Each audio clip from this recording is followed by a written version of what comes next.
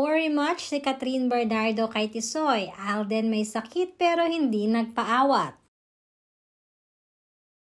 Present at poging-pogi nga kanina si Alden Richards sa pagatan niya ng opening ng Benchmart sa Mall of Asia.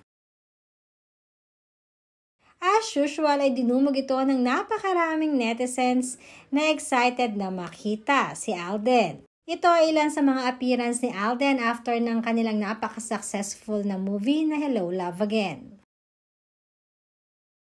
Hindi pa nga muna makakapagpahinga si Alden dahil may mga commitments pa ito bago siya magbakasyon next month. Samantalang ayon sa aming source ay masama pala ang pakiramdam ni Alden kanina nang pumunta ito sa Mall of Asia. Pero knowing Tisoy, kahit masama ang pakiramdam ay tuloy pa rin ito sa kanyang pagtatrabaho. Alam naman natin kung gaano napaka-workaholic ni Alden pagdating sa kanyang mga commitments.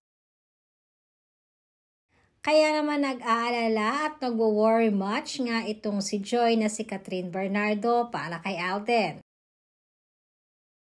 Ayon na rin sa aming latest chika ng aming source ay pinadalhan ni Kat si Alden ng pagkain before mag-start ang show at pinaalalahanan pa ito na magpahinga muna pag may time.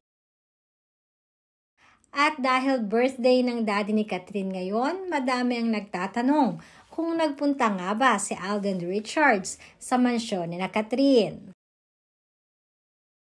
Pero isa lang nga di umano ang sigurado dito na hindi mawawala si Alden sakaling magkaroon ng celebration ng birthday ng daddy ni Catherine.